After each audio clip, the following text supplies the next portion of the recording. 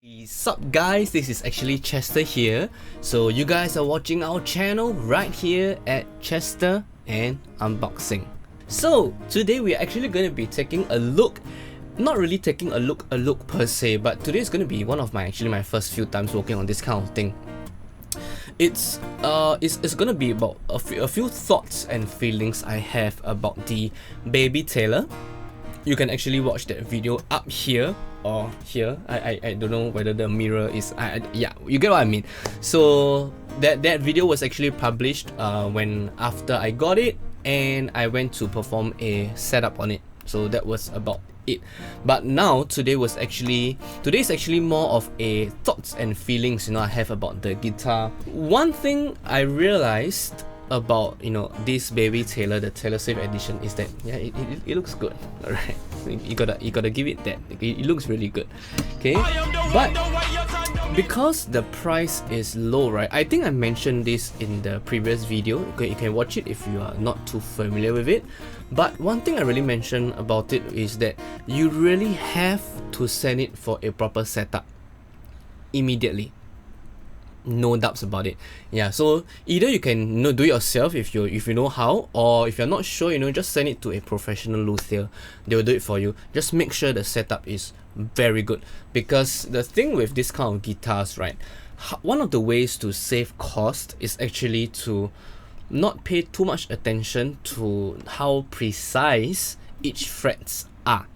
So what do I mean by that? If let's say for example the third fret, it is 0.2 millimeters higher in relative to the rest, the problem is that it will cause your other frets to buzz, because it is too high, so that the rest are like it's out of whack. And then also the bridge, the saddle, for example, the height of the saddle, it needs to be sanded as well.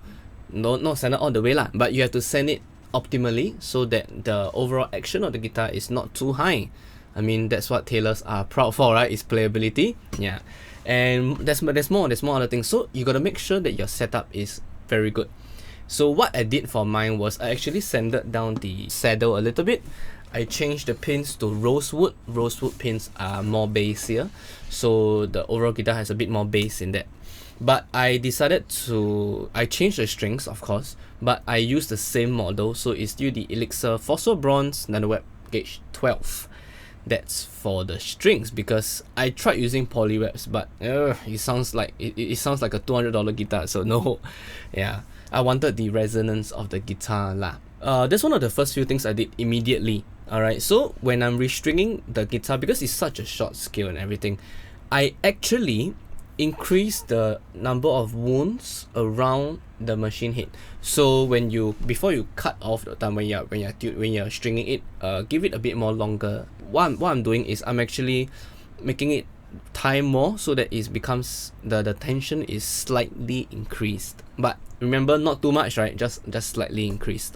So I'm guessing that because it's increased a bit of tension, so that the tuning can hold it there, rather than just play for 2 songs and then it goes out of tune and everything. The first week that you own this guitar, right, you need to pay attention to it.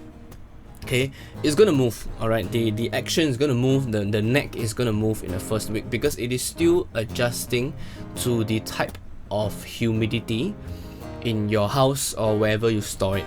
So you gotta be careful about it every day. You gotta adjust the action about it if you need to, and just gotta make sure that it is good, that the intonation, everything is good, because it will shift in the first week. I'm blown away by the pickup.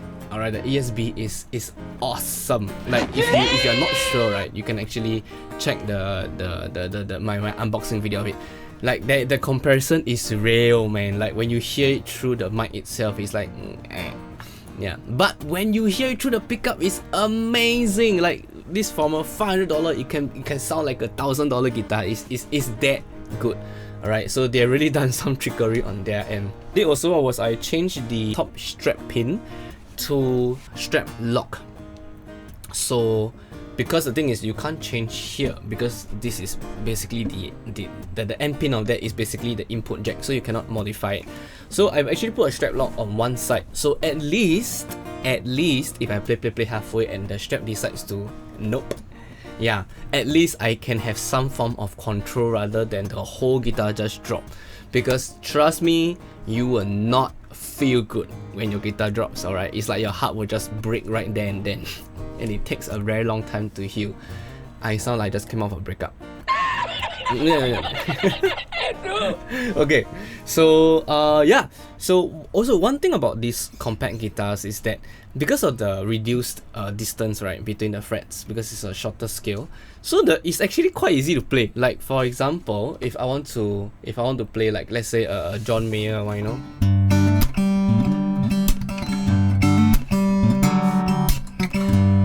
Yeah, it's not that difficult to play. Yeah, it's actually a bit, it makes your life a bit easier. So not only good for beginners, but actually for more advanced players, it's good. Like if let's say you're learning a very difficult song, John Mayer, if you're learning a very difficult song, using a guitar like this can actually make it easier to start first. Then after you gain like the control of it, then you move back to a full size, and then you realize that it's much faster to learn. Alright, hey, don't be lazy. After you learn this, please go and continue learning on your full size, okay? Don't get used to the shorter scale. Otherwise, when you go to a full scale, you die. Okay. Another con about this guitar is that because it is, it is physically not so big, right? It has a limited headroom. So what do I mean by headroom? Meaning that there's only so hard you can strum on it before it starts to break up. Break up meaning clip or distort. How do you distort the guitar? I don't do it because but basically when you strum the guitar so hard until the body of the guitar is not available to give you more. So what you're going to hear more is the ta ta ta sound, the sound of the pick hitting the strings. And in most cases, that is actually undesirable. And when you actually plug it in, right, that tak tak tak sound actually gets amplified. And it can actually be quite annoying, especially if your soundman is not equipped well enough to deal with this kind of situation. So in most cases, the soundman will just down your volume, which is bad because you like all EQ nicely already and then it just drops. So it sounds like you just stop playing altogether.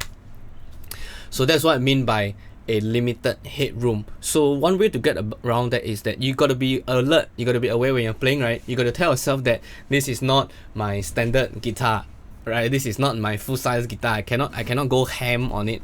You have to be disciplined in strumming. Alright, and don't strum with your arms, man. Just use your wrists as much as possible. Yeah. Anyway, so yeah, I realized that is just some of my thoughts of the Baby Taylor after using it for about 3+ weeks or so.